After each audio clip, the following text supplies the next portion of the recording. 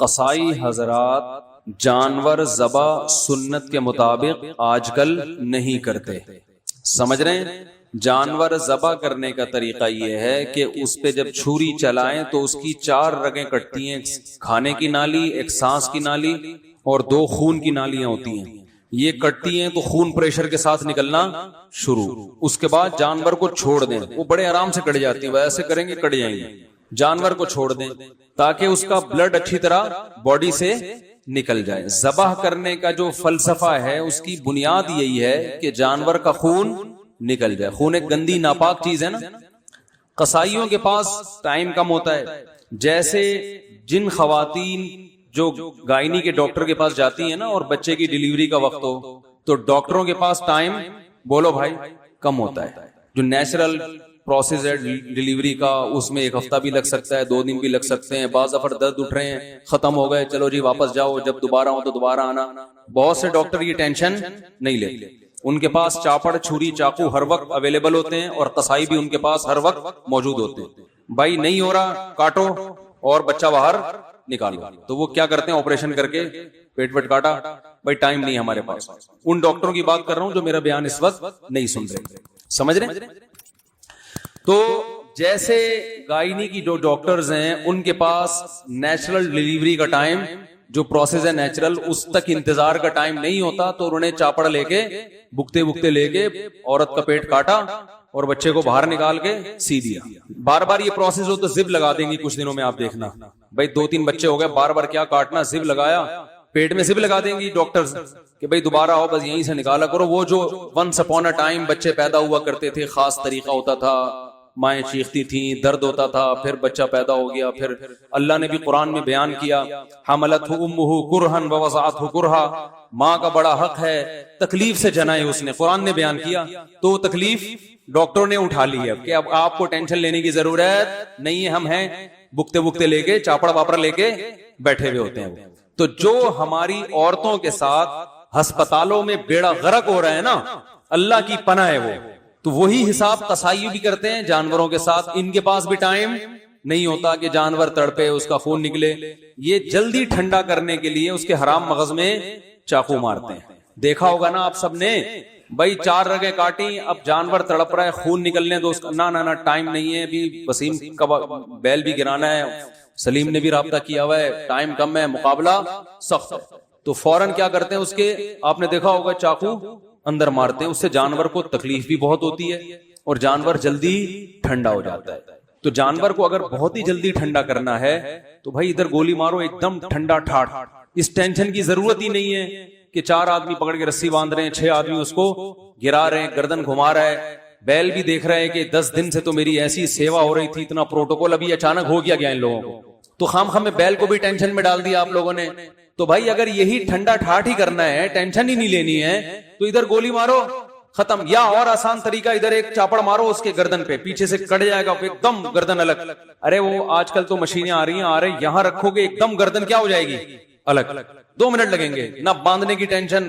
تو شریعت نے کیوں کہا گراؤ اور باقاعدہ ذبح کرو؟ اس لیے کہ 4 رگیں کٹیں گی، باقی نہ کٹیں. کیونکہ حرام مغز جب کٹ جاتا ہے نا تو جو دماغ ہے نا، دماغ اس کا وہ یہ آرڈر کرنا باڈی کو چھوڑ دیتا ہے کہ کوئی ایمرجنسی نافذ ہو گئی ہے.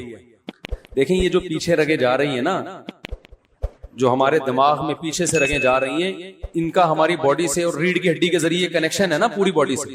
تو جب جانور کے یہاں چھری چلتی ہے، یہ والا حصہ صحیح کام کر رہا ہے اس کا پیچھے سے، وہ سگنل دیتا ہے کہ کوئی ایمرجنسی نافذ ہو گئی ہے، کچھ غلط ہو گیا ہے، جس کے نتیجے میں باڈی کیا ہوتی ہے؟ تڑپتی ہے. جانور خوب ٹانگے مارتا ہے، تڑپتا ہے وہ. تو اس تڑپنے سے ہارٹ بیٹ تیز ہوتی ہے اور بلیڈنگ اسپیڈ کے ساتھ ہوتی ہے. تو جتنی جلدی بلڈ نکلتا ہے جانور کو احساس بھی ختم ہو جاتا ہے تکلیف کا، اور ساتھ ساتھ گوشت خون سے کیا ہو جاتا ہے بھائی؟ پاک ہو جاتا ہے. جو غیر مسلم کھانا کھاتے ہیں نا، گوشت جو مردار کھاتے ہیں، جو جھٹکے کا گوشت، اس میں آپ گوشت پکائیں گے تو آپ کو بار بار اس میں خون نکلتا ہوا نظر آئے گا.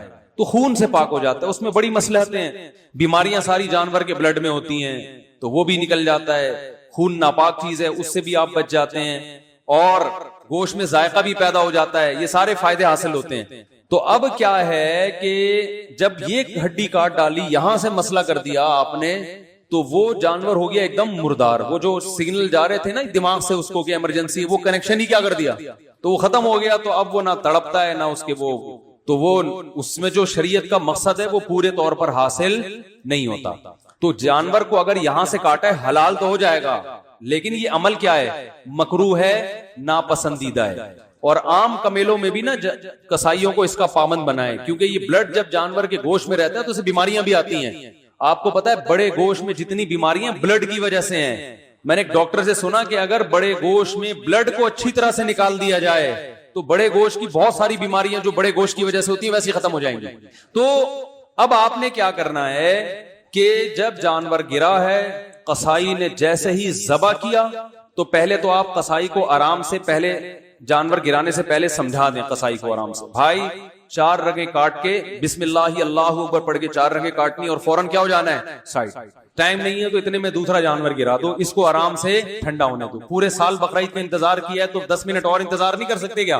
10 منٹ تھوڑا دیر سے کھانا پک جائے گا, کیا خیال ہے بھائی؟ تو آپ نے قصائی کو لگا دیں, سمجھا دیں بہت اچھی طرح سے, تو انشاءاللہ اس کو کھونٹے سے باندھنے کی نوبت نہیں آئی قصائی کو. پھر بھی اگر نہیں مان رہا ہے, جیسے کہ نہیں مانتے, بہت سے قصائی نہیں مانتے, آپ ان کو 100 دفعہ سمجھاؤ بھائی 4 رگیں کاٹ کے چھوڑ دو, وہ نہیں مانے گا. تو پھر اس کا طریقہ یہ ہے کہ جتنے بندے جانور پر تھے وہ جانور کو چھوڑ پہ کس پہ آ جائیں, قصائی پہ آ جائیں. جانور اب کہیں نہیں جائے گا, گردن اس کی کٹ گئی ہے, پاؤں بندے ہوئے, 2-4 دفعہ کھڑا ہوگا کلا بازی کا, وہ نہیں بھاگنے والا, کسی کو سینگ وینگ نہیں مارے گا, بے فکر رہے.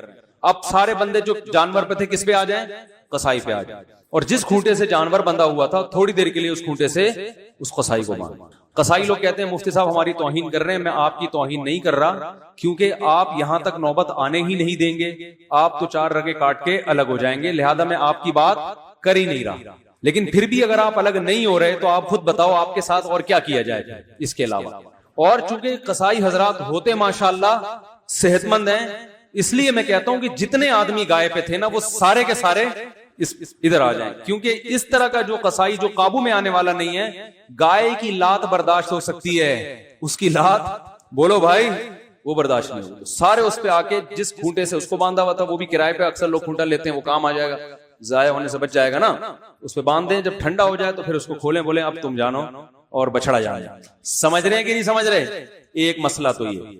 اور یہ عام طور پہ بھی جب گوشت خریدا کریں نا تو اس میں بھی کوشش کیا کریں, اگر یہ آپ کے لیے ممکن ہے تو جانور اپنے سامنے کٹوا کے بس اتنا کٹوایا کریں. اس کے نقصان کیا ہے؟ حرام مغز کو کاٹنے کی پہلی بات خلاف سنت, ذبح کرنے کا سنت طریقہ نہیں ہے. دوسری بات جانور کو تکلیف ہوتی ہے, بہت ایک دم تڑپتا ہے جب اس کے لگتی ہے نا. تیسرا نقصان کیا ہے کہ گوشت میں بیماری باقی رہنے کا خطرہ ہوتا ہے بلڈ کے رہنے سے. چوتھا نقصان گوشت کے ذائقے میں بھی کمی آتی ہے, اور گوشت جلدی بھی, پانچواں بھی گوشت جلدی بھی خراب ہو جاتا ہے. اگر بلڈ اس کے اندر رہتا ہے نا تو گوشت پھر خراب ہونے کا پروسیس بھی بڑھ جاتا ہے. تو یہ 5 نقصانات سے بچنے کے لیے تھوڑا سا آپ کو ہمت کرنی پڑے گی. دوسری بات یہ ہے کہ جب قصائی سے جانور ذبح کروائیں تو اس بات کا اہتمام کریں کہ بہت سے غیر مسلم بھی بقرعید کے دنوں میں قصائی بنے ہوئے ہوتے ہیں. غیر مسلم کا ذبیحہ حلال نہیں, یعنی اگر وہ ذبح کرے گا تو اس کا کھانا حلال نہیں. سمجھ رہے ہیں؟ تو شک نہ کریں کسی قصائی کے بارے میں بلا وجہ, لیکن ہلکی پھلکی سی تحقیق کریں. مشرک کا ذبیحہ بھی حلال نہیں ہے, جو اللہ کے سوا کسی اور کو بھی مختار کل, مشکل کشا, حاجت روا سمجھتا ہو. عید کی نماز 6:40 پہ, بہت دیر سے نہیں ہو رہی, اچھا چلو بہت دیر سے ہو رہی ہے یار, بقرعید میں تو لوگ ایسے اسپیڈ میں ہوتے ہیں, چلو باہر 6:40.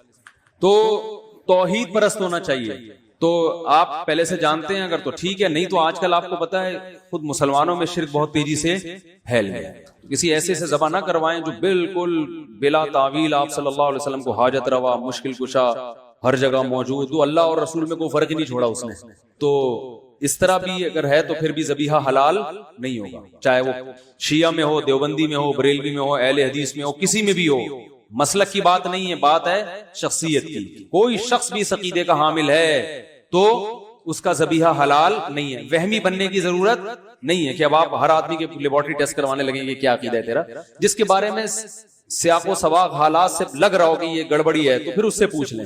سمجھ رہے ہو؟ نہیں تو نارملی سب الحمدللہ توحید پرستی ہوتے ہیں. 2 باتیں ہو گئی ذبح کرنے سے متعلق. تیسری بات, بہتر یہ ہے کہ ذبح خود کریں, سمجھتے ہوگے نہیں سمجھتے، ہمارے نبی صلی اللہ علیہ وسلم نے خود ذبح فرمایا ہے. آپ صلی اللہ علیہ وسلم نے حج کے موقع پر 100 اونٹ اپنے ہاتھ سے نہر کیے ہیں اپنے دستے مبارک سے. سمجھ رہے ہو؟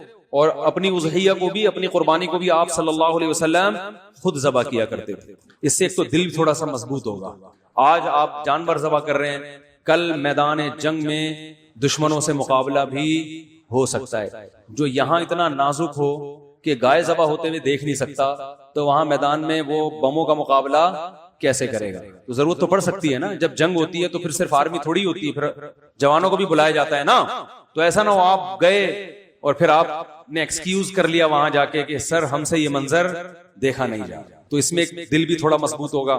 تو اور ویسے بھی سنت ہے کہ خود ذبح کیا جائے، اور اس کا علماء کہتے ہیں اثر بھی پڑتا ہے. تو خود نہیں ذبح کر سکتے تو بہتر ہے کسی نیک آدمی سے ذبح کروائیں. اس کا اثر آتا ہے گوشت کے اندر، اس کی برکت آتی ہے. پھر بھی اگر آپ کہتے ہو نہیں قصائی نہیں، قصائی بھی نیک بھی ہوتے ہیں، ان میں بہت سے اچھے بھی ہوتے ہیں، ہر طرح کے ہوتے ہیں، جیسے عام لوگوں میں ہر طرح کے، تو ان میں اچھا ہے تو اسی سے بے شک ذبح کروا لیں، لیکن بہتر ہے خود. لیکن جب قصائی اگر ذبح کر رہا ہے تو تکبیر کہلوائیں. میں نے خود دیکھا ہے منہ میں گٹکا ہوتا ہے، تکبیر منہ سے نکل ہی نہیں ہوتی. وہ گٹکا تکبیر پڑے گا تو گٹکا تھوکنا پڑے گا. اب وہ اپنے 10 روپے آپ کے جانور کی خاطر قربان کرنے کے لیے تیار نہیں ہوتا. منہ میں پان ہوتا ہے، گٹکا ہوتا ہے، تو ایسے موقع پہ اس کو بولیں ذرا منہ سے زور سے کیا پڑھو، تکبیر. اور ویسے بھی جب مرغیاں خریدنے جاتے ہیں نا تو ان کو بھی دیکھا کریں تکبیر پڑھ بھی رہے ہیں کہ نہیں پڑھ رہے ہیں. کیونکہ تکبیر جان بوجھ کر اگر کسی نے چھوڑ دی تو جانور حلال نہیں ہوگا. بھولے سے چھوٹ گئی تو حلال ہے جان کر. اور تکبیر اس پر واجب ہے جو چھری چلائے گا. تو اگر 2 بندے پکڑ کے چھری چلا رہے ہیں، ایک سے چل نہیں رہی ہے، دونوں، تو دونوں پر تکبیر واجب ہے. ایک نے بھی چھوڑ دی تو جانور حلال بولو بھائی نہیں ہو. سمجھ گئے کہ نہیں سمجھ گئے؟ ایک اور مسئلہ، جانور بعض دفعہ بڑے شرارتی ہوتے ہیں، قابو میں نہیں آ رہے ہوتے. ہمارے ایک دوست نے بتایا کہ ایک بڑا موٹا کٹا بیل آیا، چند سال پرانی بات ہے، وہ کسی کے قابو میں ہی نہیں آ رہا تھا، ایسے لاکھ گھما رہا تھا نا جمناسٹک کی طرح. تو ایک قصائی نے بڑے فنٹر بن کے نا اس نے کہا کہ میں سنبھالتا ہوں اس کو. تو مجھے واقعہ سنا رہے تھے، کہہ رہے وہ آیا بغیر کسی خوف و خطر کے بیل کے قریب آ گیا. کہہ رہے آنے میں ٹائم لگا ہے، غائب ہونے میں ٹائم نہیں لگا. کہہ رہے ہم دیکھنے بھی یہاں تک گیا کہاں، وہ بیل نے نا پلٹ کے ایسی کک ماری ہے کہ وہ دور جا کے گرا، بچ گیا الحمدللہ. تو بعض جانور شرارتی ہوتے ہیں، قابو میں نہیں آ رہے ہوتے، تو ایسے موقع پر مجبوری میں اس بات کی بھی گنجائش ہے کہ آپ ان کو گولی وغیرہ مار کر زخمی بولو بھائی کر سکتے ہیں تاکہ یہ گر جائیں. بلا ضرورت یہ کام جائز نہیں ہے. ایسی شدید مجبوری میں بے ہوشی کا بھی آپشن ہے، اگرچہ بے ہوش کر کے جانور کو ذبح کرنا عام حالات میں جائز نہیں ہے، لیکن ایسی مجبوری میں بعض ہوتے ہیں نا ہر قسم کے. اور آسان حل یہ ہے کہ اگر جانور آپ سے نہیں گر رہا، جانور گرانے کے چکر میں 20-30 لوگ بعض دفعہ گر جاتے ہیں، وہ کہتے ہیں یار ذبح اس نے ہونا تھا، وہ ہم رہے ہیں. تو اگر کنٹرول میں بالکل بھی نہیں آ رہا ہے تو کھڑے کھڑے اس کو ذبح بھی کیا جا سکتا ہے. یعنی 2 دھاری تلوار، 2 دھاری جو چاقو ہوتا ہے نا، اس سے آپ گائے کے یہاں کٹ لگا سکتے ہیں، ادھر سے گھسائیں گے تو اس کی 4 رگیں کٹ جائیں گی، تو وہ کھڑے کھڑے ہی ذبح ہو جائے گی. یہ شدید مجبوری کی بات کر رہا ہوں میں، نہیں آ رہی بات. بھائی آپ نے گردن پہ اس کے چاقو مار دیا، خون بہا، وہ گر گئی، تو پھر اس کو پورا ذبح کر دیں. تو مجبوری میں اس طرح بھی کرنا جائز ہے. سمجھ رہے ہیں کہ نہیں سمجھ رہے ہیں؟ تو ایک مسئلہ یہ ہو گیا. اہم ترین مسئلہ ایک یہ بھی ہے کہ جانور کے قربان ہونے کے بعد گائے میں جو شریک ہیں تو ان کا گوشت تول کے تقسیم کرنا واجب ہے، اندازے سے تقسیم جائز نہیں ہے، چاہے سب شرکا راضی ہی کیوں نہ ہو. کیونکہ گوشت سودی اموال میں سے ہے. اس میں جیسے 10 روپے کے بدلے میں آپ 11 روپے نہیں لے سکتے، تو گوشت میں ایک پاؤ، ایک چھٹان گوشت بھی دوسری طرف چلا گیا تو وہ سود کے حکم میں آ جائے گا. اس کے دلائل کسی وقت تفصیل سے بتا دوں گا، پہلے بتا بھی چکا ہوں. ابھی فی الحال اتنا ذہن میں رکھیں کہ ایک 7 حصے جو گوشت کے کریں گے، تول کے تقسیم کرنا بولو بھائی ضروری. اگر تقسیم ہو رہی ہے، تقسیم سے بچنا چاہتے ہیں تو 7 حصوں میں کلیجی ملا دیں، تاکہ ادھر گوشت اگر زیادہ گیا تو کلیجی کے مقابلے میں ہو جائے. جیسے 10 روپے کے بدلے میں 11 روپے اگر لینے ہیں تو 10 روپے کے ساتھ کوئی ماچس واچس کوئی ٹرافی ملا دیں گے تو جائز ہو جائے گا نا. تو اضافی 1 روپے اس ٹرافی کے مقابلے میں ہو جائے گا، ماچس کے مقابلے میں ہو جائے گا. تو ایسے ہی گوشت کی جب 60 ڈھیریاں بنائی جائیں تو ہر ڈھیری میں تھوڑی سی کلیجی ملا دیں، اور شروع میں کلیجی کی جو 60 ڈھیریاں بنائیں تو ہر ڈھیری میں تھوڑا سا گوشت ملا دیں، تو پھر تول کی ٹینشن سے بچ جائیں گے. نہیں آ رہی بات؟ آسان ہے یار، خلاصہ بتا دیتا ہوں. گوشت تول کے تقسیم کریں اور کلیجی بھی ہر ایک میں تھوڑی تھوڑی ملا دیں، بس اتنا کافی ہے. تو اچھا بتا رہا ہوں. یہ بات سمجھ میں آ گئی؟ البتہ ایک ہی گھر میں پوری گائے اگر ہے اور تقسیم کا عمل ہو ہی نہیں رہا، بھائی سب جوائنٹ فیملی ہے تو پھر ایک فریج میں لا کے پورا بچڑا ڈال دیں، سب نکال کے کھاتے رہیں گے، وہ تو تقسیم کا عمل ہو ہی نہیں رہا نا۔ سمجھتے ہیں کہ نہیں سمجھتے؟ ایک بہت اہم حکم یہ جو آہستہ آہستہ آج کل ختم ہوتا جا رہا ہے، یاد رکھیں قربانی شاعر اللہ میں سے ہے، شاعر اسلام میں سے ہے۔ شاعر کہتے ہیں کہ کچھ علامتیں ہوتی ہیں کچھ مذہب والوں کی جس سے پتہ چل جاتا ہے کہ یہ اس مذہب کو فالو کرتے ہیں، جیسے حج ہے، ٹھیک ہے نا؟ تو شاعر جو ہے نا وہ کھلے عام کیے جاتے ہیں، وہ چھپا کے نہیں ہوتے۔ جیسے عید کی نماز ہے، کھلے عام حکم ہے نا میدان میں پڑھو، یہ تھوڑی کہ چھپڑ خانے میں جا کے چھپ چھپا کے عید کی نماز پڑھو۔ عید کی نماز کیسے ہوتی ہے؟ کھلے عام۔ جمعے کی نماز کھلے عام، جماعت کی نمازیں کھلے عام، سب مسجد کا گیٹ کھلا ہوگا، سب آئیں گے۔ تو یاد رکھو قربانی بھی شاعر میں سے، شاعر کا مطلب ایک علامت ہے اسلام کی، اور علامتیں دکھائی جاتی ہیں، چھپائی نہیں جاتی۔ ارے علامت ہے کہ آگے کھائی ہے اور گورنمنٹ نے اس علامت پہ کپڑا ڈالا ہوا ہے کہ کسی کو نظر نہ آ جائے، ایسا ہوتا ہے؟ علامت تو دکھائی جاتی ہے نا، تاکہ یہ علامت دیکھ کے فوراً لوگ گاڑی کی سپیڈ کیا کر لیں؟ آہستہ، کیونکہ کھائی تو نظر نہیں آ رہی، علامت بھی نظر نہیں آئے گی تو گاڑی گئی، تباہ ہو جائے گی گاڑی۔ تو علامتیں دکھائی جاتی ہیں، وہ ایک سائن ہوتی ہیں۔ تو اسی طرح قربانی بھی ایک شاعر ہے، اس سے پتہ چلتا ہے کہ اسلام دنیا میں زندہ ہے، مسلمان دنیا میں کثیر تعداد میں موجود ہیں۔ تو یہ کام بھی کھلے عام کرنے کا ہے، اس میں افضل یہی ہے، چھپ چھپا کے سلاؤٹر ہاؤس میں کرنے کا نہیں ہے۔ آج قربانی کا بھی رواج ہو گیا سلاؤٹر ہاؤس میں، مذبح خانوں میں لوگ لے جاتے ہیں، ایک خاص جگہ پہ، ساری دنیا میں یہ رواج ہو گیا، سعودی عرب میں بھی، دبئی میں بھی، حالانکہ یہ خلاف سنت ہے، اور وہاں کے علماء بھی اس کے خلاف ہیں، عرب علماء بھی۔ سمجھ میں نہیں آ رہی بات؟ اور ہماری گورنمنٹ بھی آہستہ آہستہ اسی طرف آ رہی، بھی آرڈر آ گیا نارتھ کراچی میں سب لوگ ایک جگہ جانور ذبح کریں گے، گھروں کے باہر جانور ذبح نہیں ہوگا۔ اور دلیل یہ بنائی ہے کہ صفائی کا بڑا مسئلہ کھڑا ہو جاتا ہے۔ یہ اتنا بڑا لطیفہ گورنمنٹ نے چھوڑا ہے نا کہ جتنا ہنسو کم ہے، جتنا ہنسو بولو بھائی کم۔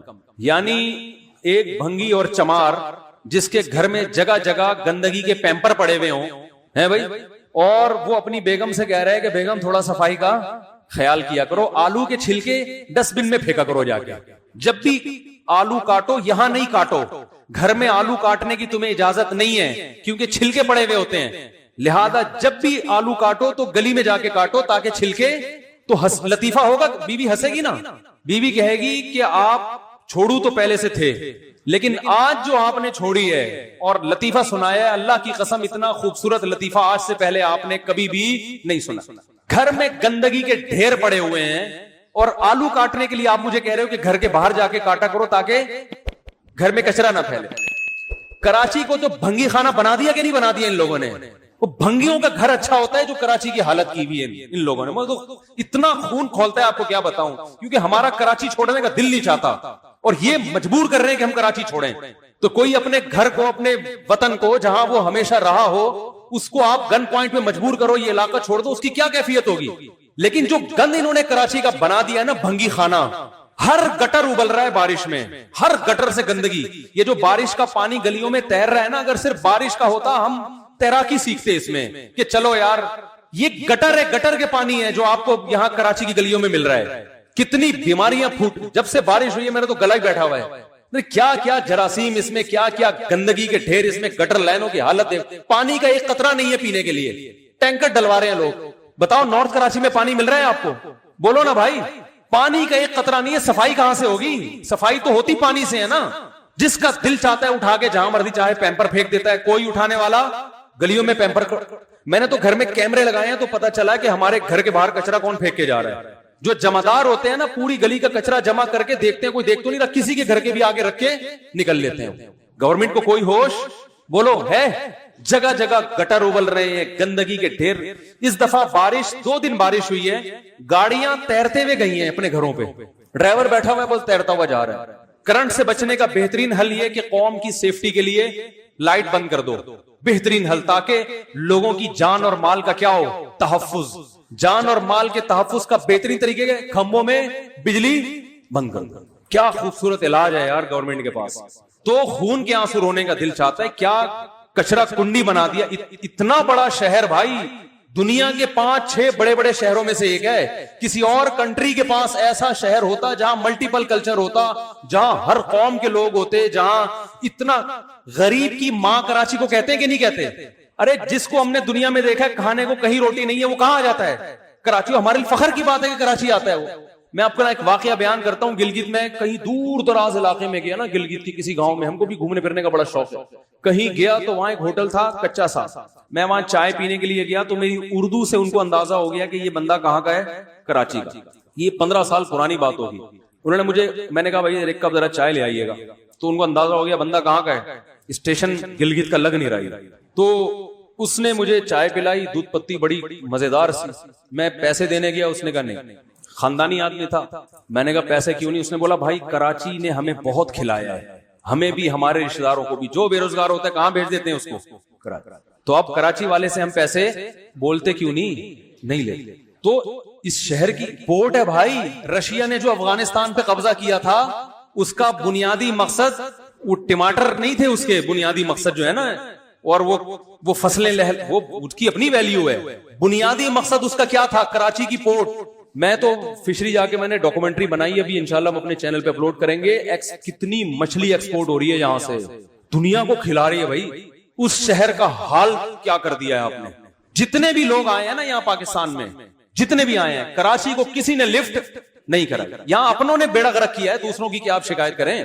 صرف ایک مشرف کے دور میں کچھ کام ہوا ہے. جنرل مشرف سے ہمارے ہزاروں اختلافات ہیں, مگر کراچی کی ڈیولپمنٹ کا تھوڑا سا کام مشرف نے کیا, جس کی وجہ سے 2-4 سڑکیں بن گئی. ہم وہ لیاری وے پہ بیٹھ کے جلدی پہنچ جاتے ہیں صدر, ورنہ 6 مہینے صدر پہنچنے میں لگتے تھے.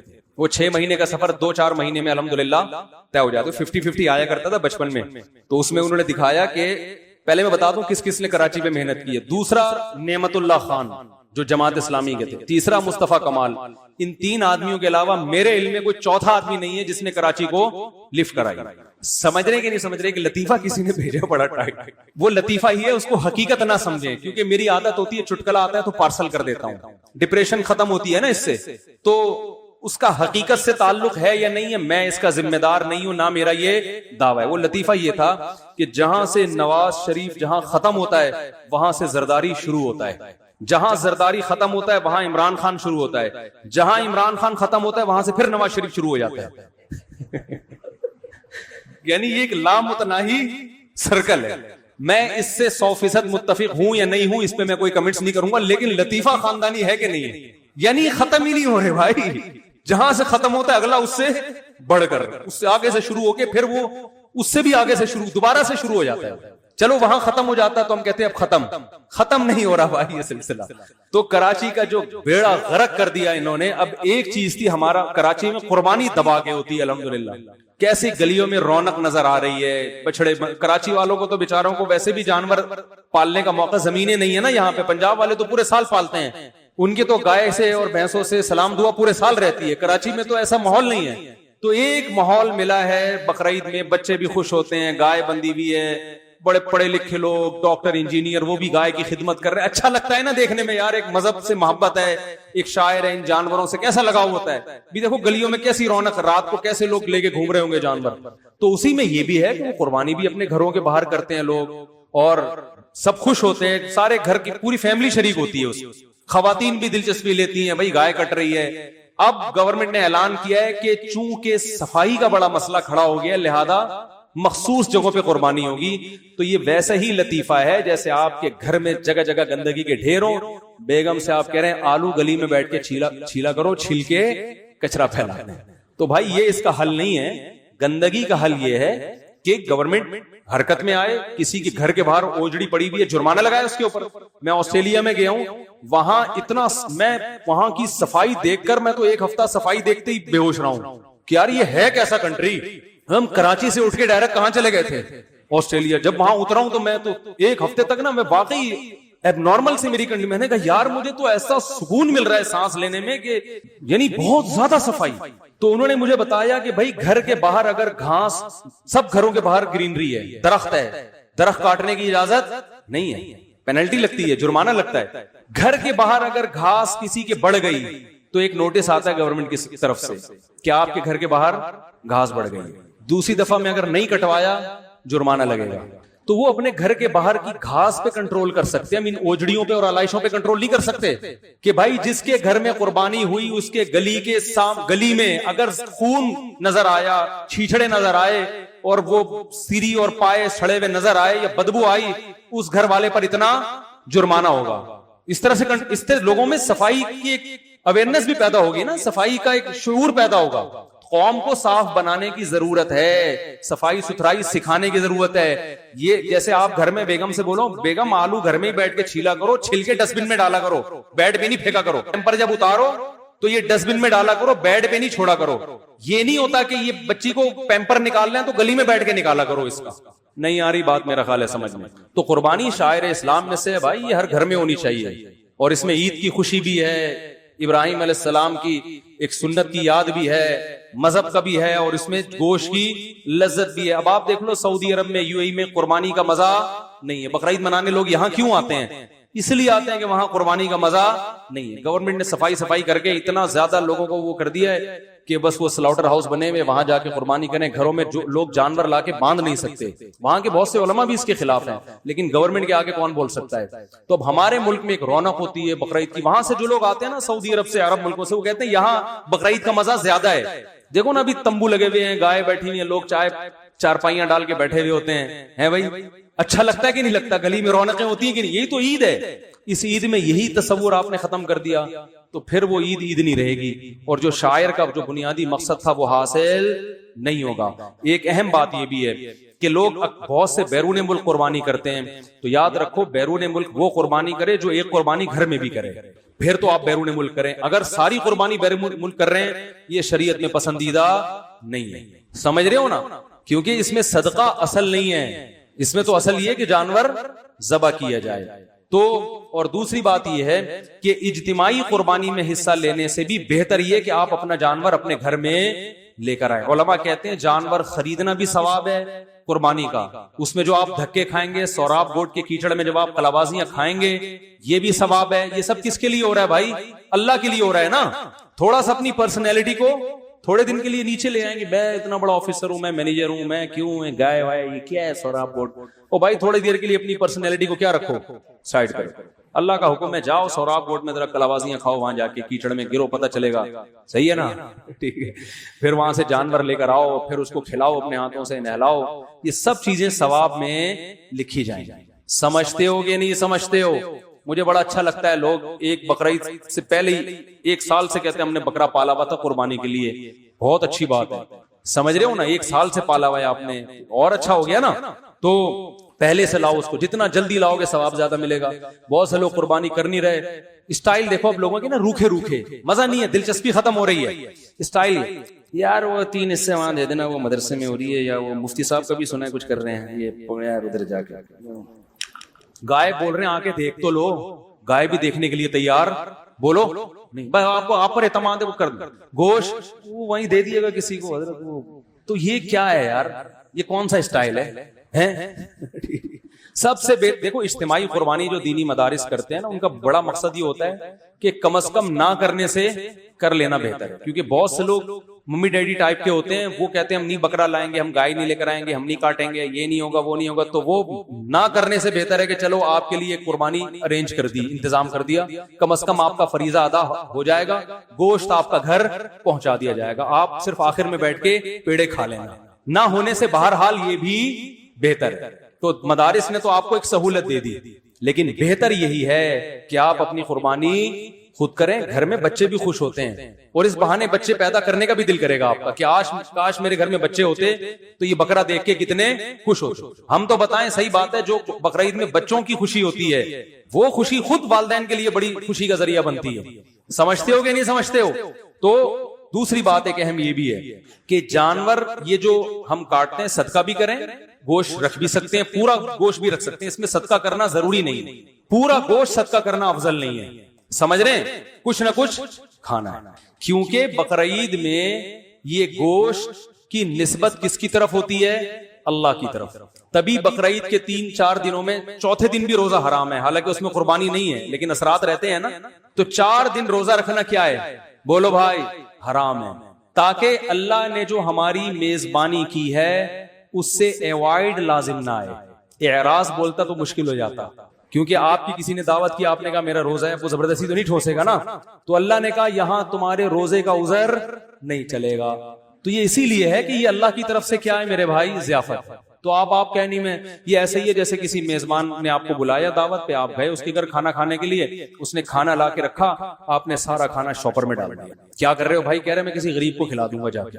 وہ اس بے عزتی محسوس کرے گا کہ نہیں کرے گا؟ تو یہی حال ہے، اللہ کھلا رہا ہے. اللہ تو میرے بھائی دال چاول بھی اگر دیکھو سارا سال بھی اللہ ہی کھلاتا ہے، لیکن وہ نسبت ہماری طرف کر دیتا ہے کہ تم اپنے پیسوں سے کھا رہے ہو، حالانکہ وہ بھی اللہ ہی کھلا رہا ہے. اس میں اللہ کہتا ہے یہ جب تم نے ذبح کر دیا میرے لیے تو پورا مالک کون ہے؟ میں ہوں. اب اللہ کہتا ہے فَكُلُوا مِنْهَا، قرآن میں اللہ نے آیتیں نازل کی، خود بھی کھاؤ، وَأَطْعِمُوا الْبَائِسَ الْفَقِيرَ، اور غریبوں اور محتاجوں کو بھی کھلاؤ. آپ کہہ رہے ہیں میں تو نہیں کھاؤں گا، تو یہ تکبر ہی میں داخل ہے. تو اس لیے قربانی کا گوشت سارا نہیں صدقہ. بعض مالدار ہوتے ہیں کہتے ہیں ہم تو پورے سال گوشت کھاتے ہیں، ہمیں کیا ضرورت ہے گوشت کی؟ بھائی آپ پورے سال کھاتے ہوگے، اب اللہ کھلا رہا ہے نا آپ کو. آپ کے ابا نے آپ کے لیے، اماں نے آپ کے لیے کھچڑی پکائی، آپ کو بلایا بیٹا کھا لے. اماں میں تو روزانہ بریانی کھاتا ہوں، آج آپ کھچڑی کھلا رہی ہو، کیا ہے میں نہیں کھاؤں گا. تو اماں کہے گی بیٹا کھا لے، انسان کا بچہ بن. تو آپ اس لیے نہیں کھاؤ گے کہ کھچڑی، آپ اس لیے کھاؤ گے کہ کیا ہے کہ یہ اماں کھلا رہی ہے. تو اسی طرح یاد رکھو اللہ میاں کھچڑی بھی کھلاتے ہیں نا بقرعید کے دن، تو ہم وہ بھی کھاتے ہیں. اللہ میاں نے کھچڑی نہ خاندانی چیز کھلاؤں گا، صحیح ہے نا؟ اونٹ کا گوشت، بکرے کا گوشت، دمبے کا گوشت اور بچڑے کا گوشت. بولنے میں کتنا مزہ آ رہا ہے. مرغی نہیں، چکن نہیں، فش نہیں، وہ کھا لینا، وہ بنگالی پاڑے میں بہت مل رہی ہیں، جا کے کھاتے رہنا. کھاؤ تو یہ چیزیں کھاؤ یار، یہ چیزیں کھاؤ گے پھر وہی بات، پھر ابھی نندن آ جائے گا، ابھی رہنے دیں یار، بہت دفعہ آ چکا ہے، دوبارہ نہ آ جائے کہیں تیش میں آ کے یار میں دوبارہ جا رہا ہوں. تو آ جائے گا تو انشاءاللہ ہم تو ابھی قربانی کا گوشت کھا رہے ہیں، دوبارہ چلے جائیں گے چائے وائے کا انتظام کر کے انشاءاللہ. تو سمجھتے ہو کہ نہیں سمجھتے؟ تو اس لیے خود بھی کھایا کرو اور غریبوں کو بھی کھلایا کرو، رج کے کھاؤ اپنی ذمہ داری پہ. بہت سارے سوالات جمع ہو گئے، کسی نے کوئی مسئلہ پوچھنا ہے، میں نے آج روزہ رکھا تھا غلطی سے پانی پی لیا، غلطی سے پانی پی لیا تو کچھ نہیں ہوتا بھائی. میں نے لوگوں کو دیکھا ہے روزہ رکھ کے پورا پیٹ بھر کے کھانا کھایا ہے غلطی سے، حقیقت، اور کھانے کے بعد ان کو یاد آیا کہ آج میرا روزہ. میں نے کہا چلو اللہ قبول کر رہے ہیں. شرک پر بیان کریں. اچھا جی، بٹ کوائن کے بارے میں رہنا ہے، بہت اختلاف چل رہا ہے بٹ کوائن کے بارے میں علماء کا. جن ملکوں میں قانونی طور پر اجازت ہے ان میں تو بالکل یہ جائز ہے، جن ملکوں میں اللیگل ہے وہاں پر علماء کا اختلاف ہے کہ جائز ہے یا نہیں ہے. کیونکہ جو اللیگل بھی ہے نا، تو اللیگل بعض دفعہ گورنمنٹ صرف اپنے فائدے کے لیے اللیگل کیا ہوا ہوتا ہے بعض چیزوں کو. سمجھتے ہو یہ جو کہتے ہیں نا جمہوریت اور انسانی ہیومن ٹوپی ڈرامہ ہے. حکومت سب سے پہلے کیا دیکھتی ہے؟ دیکھو پاکستان میں تجارت کی وہ سہولتیں نہیں ہیں جو دنیا میں ہیں، سمجھ رہے ہو؟ ہمارے یہاں بہت ساری چیزوں میں بہت کچھ. اب دیکھو یوٹیوب جو ہے نا، حکومت نے اس کو بھی بند کرنے کی بات شروع کر دی نا. یوٹیوب، وہ جج صاحب کا بیان ہے یوٹیوب سے مذہبی منافرت پھیل رہی ہے، حالانکہ ایسا کچھ بھی نہیں ہے. مذہبی منافرت پھیل رہی ہے تو قانون بنا دو، جو مذہبی منافرت پھیلائے گا اس کو کیا کر دیں گے؟ اندر کر دیں گے. 2 منٹ لگتے ہیں اس قانون بننے میں.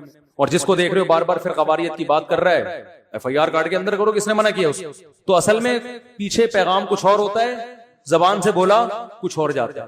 یوٹیوب کے فائدے زیادہ ہیں، نقصان کم ہے. یوٹیوب سے بے حیائی بہت پھیلی ہے، اس میں 2 رائے نہیں ہے، لیکن یہ بے حیائی پہلے بھی تھی، بے حیائی کے مواقع اور ذرائع پہلے بھی تھے. مذہبی لوگوں کو اپنی بات پہنچانے کا جو راستہ یوٹیوب نے دیا ہے وہ کسی اور نے نہیں دیا. دیکھو میں 20 سال سے بیانات کر رہا ہوں، مجھے کبھی کسی ٹی وی چینل نے لفٹ نہیں کرائی، بلکہ 20 نہیں 92 سے بیان کر رہا ہوں، 22 سال، سوری 28. کبھی کسی ٹی وی چینل نے لفٹ، بولو بھائی، نہیں، کیونکہ ٹی وی کو ہم سمجھ میں ہی نہیں آ رہے تھے، ان کو چاہیے ہوتا اپنے حساب سے کوئی نا. تو بہرحال اب کیا ہے کہ یوٹیوب پہ لوگوں نے ہمارے بیانات ڈالنا شروع کر دیے. تو یہ آزاد میڈیا ہے. اس سے کیا ہوتا ہے کہ اگر کسی کے اندر کوئی ایبلٹی ہے، کوئی صلاحیت ہے، تو وہ ٹی وی چینل کا محتاج نہیں ہوگا. ٹی وی چینل آپ سے پیسے لے کے آپ کو پروموٹ کرتا ہے. آپ کو پتا ہے نا، جو غیر مشہور لوگ ہیں ان سے کہا اتنے پیسے تو آگے بیٹھ جاؤ تاکہ تم بھی کیا ہو جاؤ گے، مشہور ہو جاؤ گے، چاہے وہ شہرت کے قابل ہو یا نہ ہو. تو اس سے کیا ہوا ہے، یوٹیوب سے آپ میں کوئی بھی صلاحیت ہے، کمپٹیشن بڑھ گیا نا. دیکھو کھانے پکانے کی تراکیب سے لوگوں نے کروڑوں روپے کما لیے ہیں. گاؤں دیہاتوں میں وہ عورتیں جو با پردہ تھیں، ان پہ ظلم ہوتا ہے، کوئی مرد کھلانے کے لیے تیار نہیں، ان کے اندر کوئی صلاحیت ہے کہ ان کو کوئی اچھا کھانا پکانا آتا ہے، انہوں نے وہ کھانا کی ترکیب اپنے چینل پہ ڈال دی.